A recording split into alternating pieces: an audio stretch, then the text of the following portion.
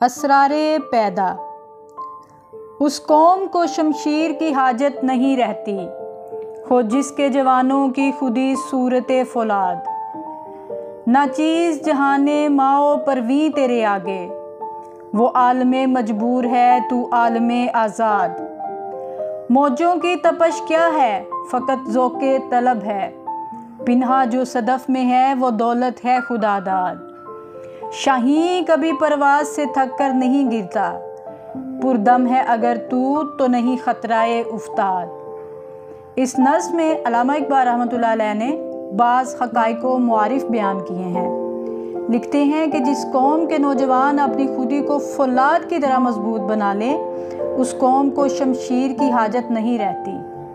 اس حقیقت کو واضح کرنے کے لیے کہ شمشیر اسی قوم کے حق میں مفید ثابت ہو سکتی ہے جس کے نوجوان پہلے اپنی خودی کو مستحکم کر لیں، یعنی کسی نصب العین کے حصول کا جذبہ اپنے اندر پیدا کر لیں، اور اگر ان کے اندر یہ جوہر پیدا نہ ہو سکے تو پھر شمشیر یعنی جنگی آلات بالکل بیکار ثابت ہوں گے۔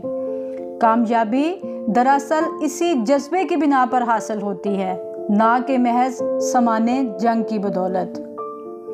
دوسرے شعر میں فرماتے ہیں، یہ دنیا اور اس کے عناصر ترکیبی سب تیرے سامنے ہیچ ہیں، کیونکہ یہ سب اجرام فلکی، زمین و آسمان، چاند سورج، جمادات نباتات مجبور ہیں، ان کو اپنی مرضی سے زندگی بسر کرنے کا کوئی اختیار نہیں ہے۔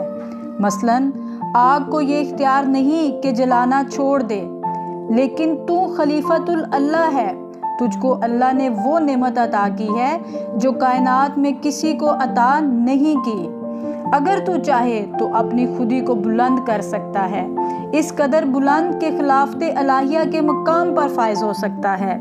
بس تو اس نعمت کی قدر کر اور اس مقام کو حاصل کرنے کی کوشش کر۔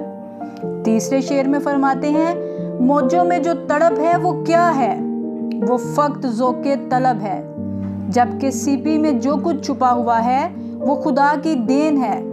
گویا موجیں موتیوں کی دولت سے جو مالا مال ہے تو یہ ذوق طلب کے باعث ہے۔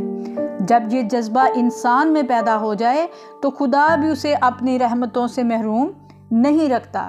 اس کائنات میں اللہ نے ہر جگہ اور ہر چیز میں کوئی نہ کوئی نعمت یا دولت پوشیدہ رکھی ہے، اور اس سے مقصد یہ ہے کہ انسان اس کے حصول کی کوشش کرے۔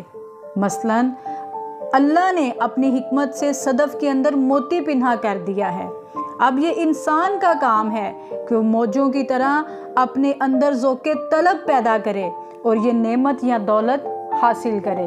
بس انسان کو موجوں سے جد و جہد کا سبق سیکھنا چاہیے۔ آخر میں فرماتے ہیں، اب اگر تجھے یہ اندیشہ لاحق ہو کہ مسلسل کوشش سے شاید میں تھک جاؤں گا، تو شاہین کی زندگی سے سبق سیکھ۔ آج تک کسی نے کسی شاہین کو مسلسل پرواز کی بنا پر تھک کر گرتے ہوئے نہیں دیکھا۔ کیوں؟ اس لیے کہ وہ طاقت پرواز آتے ہی اڑنا شروع کر دیتا ہے، اور کثرت و شدت پرواز سے اپنے اندر اس قدر طاقت پیدا کر لیتا ہے کہ تھکن اس کے پاس نہیں آ سکی۔ اسی طرح تو رات دن کوشش کیے جا، اسی کوشش سے تیرے اندر مسلسل کوشش کی طاقت پیدا ہوگی۔ شاہین اپنی پرواز سے کبھی تھک کر نہیں گرتا، اگر تو انتھک بن جائے تو تجھے گرنے کا کوئی خطرہ نہ ہوگا۔